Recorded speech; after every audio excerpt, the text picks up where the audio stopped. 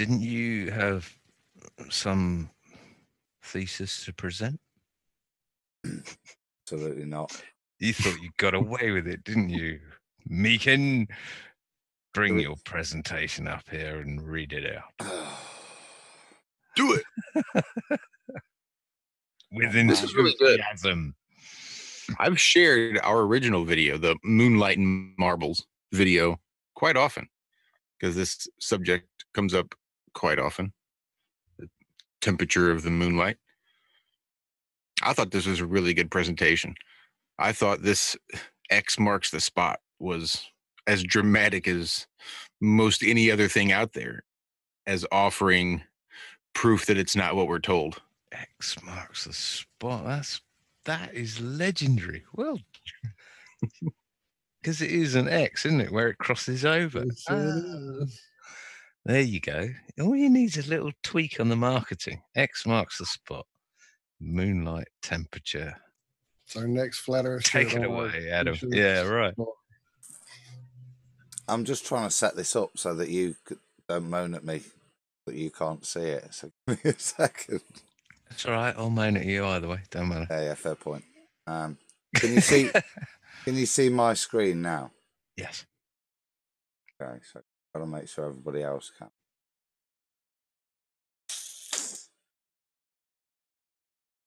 Okay. So this was. We're there, Josh. I believe so. I'll move that.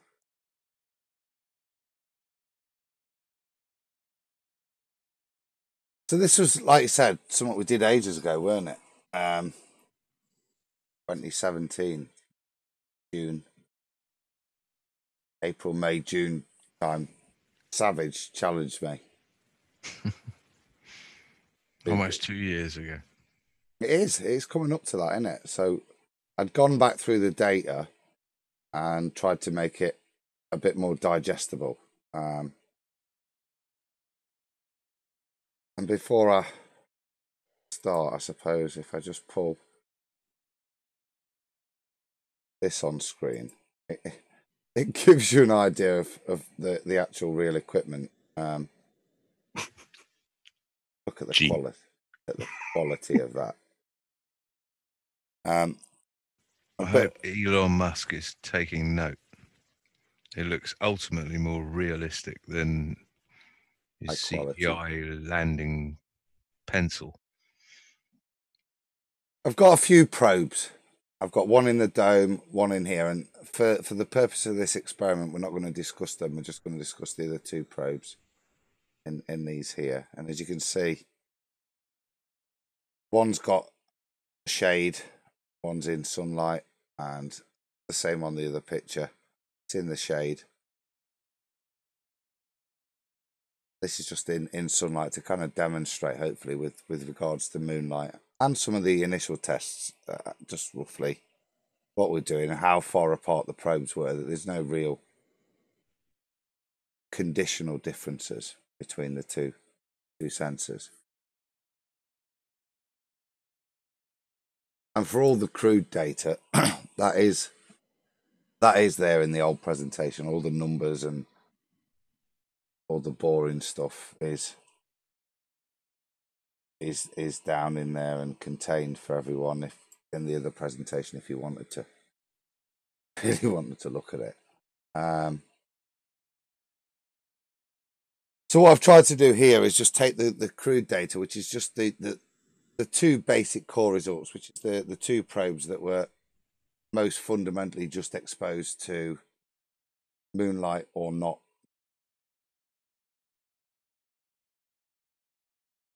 And I suppose that worked. Okay. The first thing was what John had challenged me with was to go and do it a bit better. And that's what I tried to hope to do, to try and narrow down some of the criticisms or take them on board and try and set up a test that was minimized outside effects and really did its best to kind of isolate the variable as as Moonlight. The first thing I did was make sure we had proper thermometers, and I went for probe thermometers, and these we use these in the pharmacies, in the fridges and ambient testings, to make sure storage is correct, and they have to be calibrated, and they are calibrated to an accuracy of 0.1 degree.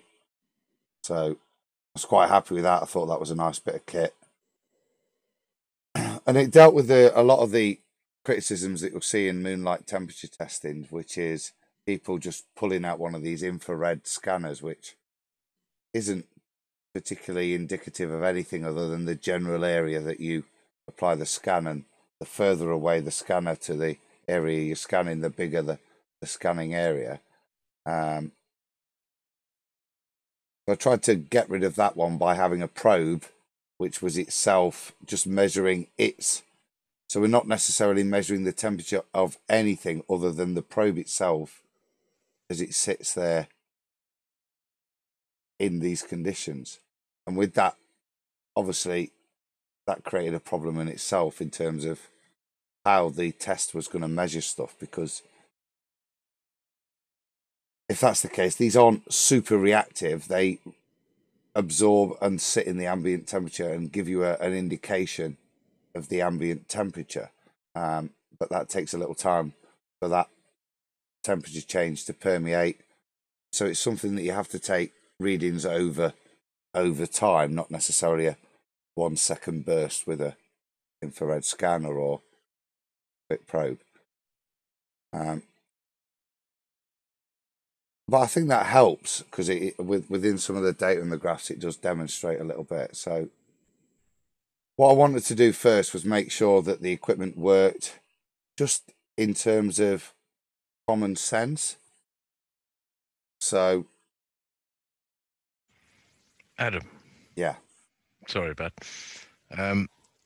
Could I just ask if we have explained what it was the mission was, what the method or the objective was to measure the difference between direct moonlight and direct moon I'll shade? come to that. Yeah. Okay. No, I just want to cover the equipment, and then I'll come to that first, because just in terms of when I was testing the equipment, what I wanted to do was make sure it was all reasonable and work within the parameters that the calibration certification was saying.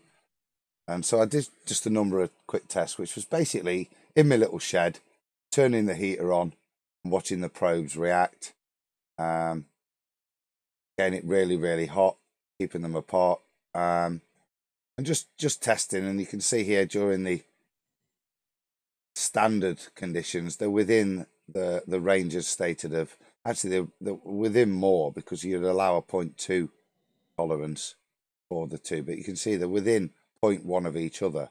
And that 0.1 of each other is really good, because it means they're quite accurate, because their tolerance is 0.1 of the actual temperature. So one could be out by 0.1 more, and one could be out by 0.1 less, meaning big 0.2 difference. But this showed that they were fairly concurrent with each other. And the same here, as once I switched the heater off, they descended and reacted to the conditions the same. So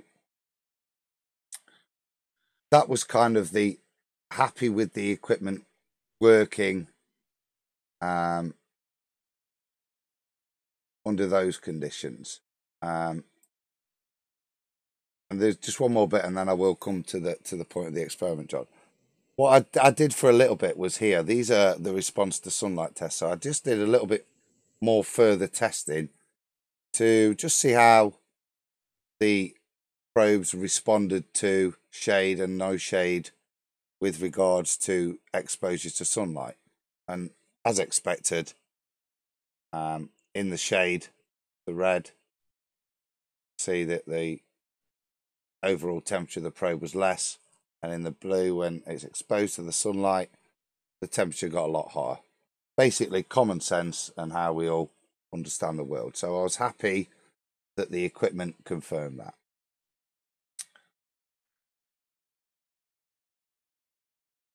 So with that in mind, I'll come to what John was saying, and the purpose of this test was to do, or a study really, was comparative study really, in terms of the thermal effects of exposure to moonlight. And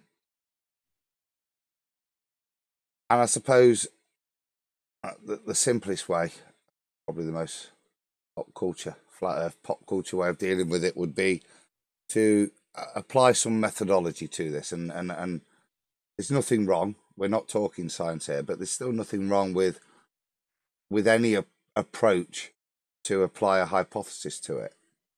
And I think this is probably the best way to keep this summarized. So with regards to that, what I would say the research hypothesis would be that the moon's light is not a reflection or direct reflection of sunlight.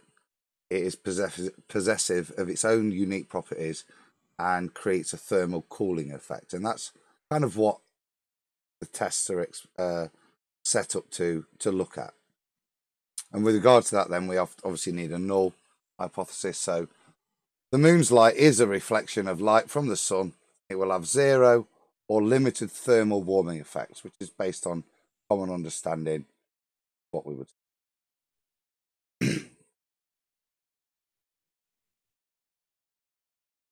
Does that answer your question, John, in terms of? Yep, totally. Yeah. Loving this slide. It shows correlation, and I wonder if you could transpose these slides over the moon slides and see if there was any sort of correlation as well. Well, you'll see in these slides, look, if you look at the temperature differences, if you look at test 2, for example, the hot sunny afternoon, and the variance, look, in the temperatures is 10 degrees almost. And bigger, actually, isn't it? 4 hours. So they just, it again shows that they're working in all the parameters. And for me, I was just happy that the equipment was working, it was reasonable, and it represented my understanding of reality as I went into the next set of tests. That's it. I mean, I used this, I bought something cheap from China, which had 2 probes on it, and I was going to stick, coming back to plumbing, obviously, I was going to stick the one probe on the flow and one on the return and be able to measure the differential between the two. And to test their accuracy, I just sellotaped them together and read what the temperature was, you know, whether they were saying the same temperature or not. So yeah, this is why I passed it on to you, because I knew you had access to thermometers and stuff that were certified as being accurate. So, which not many people do. I purchased these specifically, John. They're not second-hand ones. They were bought specifically for the test, and they were 50 quid each. And the thermometers are fine. They're all the same as the ones you could buy for a tenner on eBay. But it's the calibration.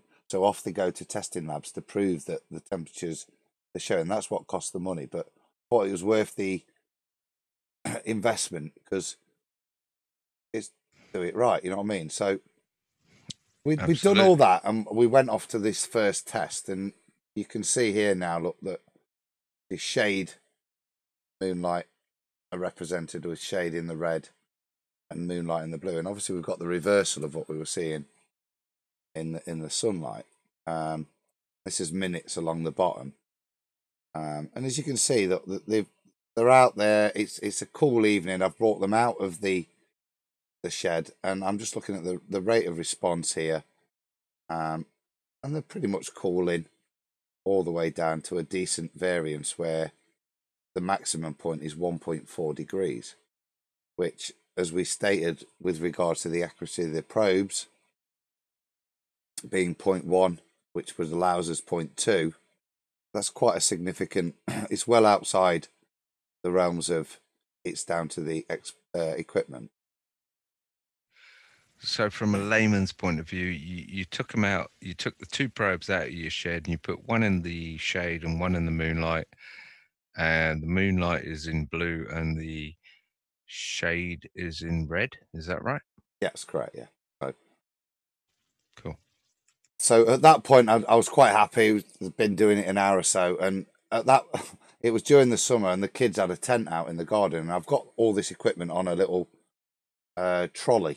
So I've just rolled it into the tent, and 5 minutes I thought I'll go and check the temperatures. So I've just carried on taking the temperatures, and you can see it's quite interesting that they both returned to the same point once neither of them were exposed to anything. They've both cooled down, and the night's going on, so that's part of the reason that the overall temperature's decreasing. Right. And that's part of the error within all of the tests. I am unable to control the fact that during the night it gets colder. So part of the way the test is set up is to look at the rate of cooling, so the gradient of the line as well, which is quite important. So But again, from a layman's point of view, Adam, sorry. So you took them out of the shed, one into the shade, one into the moonlight. That leads us up to along the bottom axis to 65 minutes. And then you put them both in a tent. Yeah. And they, as you can see, literally merged. Came together and merged to the same, showing their accuracy again. Now, the distance between each other on the trolley hasn't changed. The only difference is I've moved them into the tent. So it's still cold, but they've got a cover over everybody. And for me, this is quite good because it shows that within that time range, look, the two probes are responding to the environment they're in. And when to me, that's a good one that the equipment is accurate and responsive, because given that, look, you take, and it's quite good as well because you put them in the tent, look, and the night's still cooling, and the red one that's in the shade still continues to cool with the night. But the blue one, look, it actually warms up for a bit because it's no longer exposed to whatever it was exposed to. And as far as we can see in the test, it's only moonlight. And then they both reach a point which is probably close to the ambient temperature of the air, and then they continue to cool with the rate of the evening together. So that was a great first test that said, "Oh, bloody hell, there's something to look at here, and your equipment makes sense." Now, I then shared that with you, John, didn't I? And you went, "Yeah, but you want to do this." Well, this perfectly shows that they're in alignment, because they come into alignment at the end when they're brought into the same similar environmental conditions, i.e. inside the tent. But yeah, it needed to be hammered home. Well, it needed the control. So that I was told from the bolometer expert at Cardiff University that it needed a control. You needed to swap things over and it to show the exact opposite of what you showed before. So yeah, carry on. So this is test 2 then. And with that in mind, I thought, well, I'll extend the readings, but do exactly what you said, which is at this point here at halfway, at 100 minutes, sorry, did exactly what John's saying and swap the probes over, literally just move them a foot either, relative to each other, and put them so that the one that was in the shade is now in the moonlight, the one that was in the moonlight is now in the shade. And as you can see, initially before that, it followed the same general trend with a separation and again a variance look of 1.1 degree. When we swapped it, you can see the effect. It's quite visible. They swap over, and within 35 minutes, look, we've again achieved a reverse variance of 1 degree. And that's really the one that says, bloody hell, what are the variables in this if it's not the moonlight? Because just moving these things a foot and swapping them over seems very strange. There doesn't seem the atmospherics. They're not protected in any way. They're exposed to the same bit of my garden. They're a foot apart. So the only major change, the only major variable we're changing appears to be whether or not they are exposed to direct moonlight. So I'll follow on just a little bit with the next few, and I did this another night. Again, you'll see that the moon's at different phases, and to be honest, that requires a hell of a lot of statistical data to apply any inference to the phases of the moon to this. But there are differences, look. 0.8, 0.6 here. But again, what's important, after 36 minutes, I swap the probes over, and we once again we'll get the crossover with regards to the variance. It's reversed. The one that's Josh in said, X marks the spot. That's it. No, it's and I'll go to test 4, and again it's quite significant. And this is probably the point. You know, this one's an hour long, but I didn't start till 12:15 at night. I thought I'd try really late. Some of those others have been evening, so I thought I'd do as late as I can. And I've got to the point here at 51 minutes where I've got the variance again, 0.8 degrees. I've swapped them over, and they've descended like this to the point where, at the point of convergence, I've said, "Oh, I'm off to bed. I'm happy with that one." But again, it for me, it confirms it. So, Adam, what did you find? What did you find that the average difference was between shade and moonlight? Was it 0.8 degrees? Between 0.8 and 1.4. Right. The different And tests. for anyone saying that's insignificant, I mean, this is measured equipment. Most of us get sort of 1 to 4 degrees or something difference, crazy amounts of difference. But this is measured. I would put it into context that these machines are calibrated to the purpose that they're for like insulin in fridges. So if you've got a fridge at 3 degrees, it's perfectly fine. If it was to drop 1.2 degrees, making it less than 2, then the insulin starts to denature. So it's very important that these things are very accurate. Yeah, so it for me. That's my point. Yeah, is not. That you know, it's easy to go out there with a handgun and a laser or a couple of cheap 199 thermometers off eBay, and there's nothing wrong with that. I've done this 5 times. You can take an average of 5 times and see what's going on. By swapping them over as well, you are creating a control, but with calibrated, measured thermometers, you have a variance of 0.8 degrees, or 0.8, between 0.8 and 0.6 degrees. That's a huge amount of difference. That's a huge differential when we find out before we ask the question, you know, what's the difference between sunlight or moonlight and moon shade?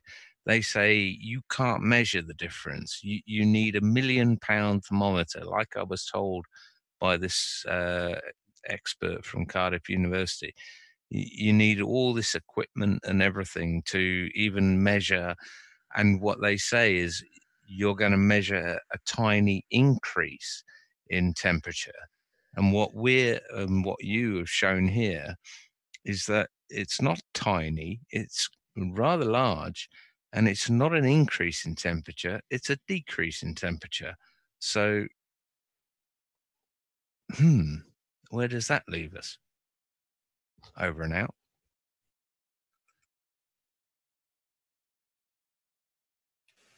Where indeed. I was leaving a dramatic pause in there too, John.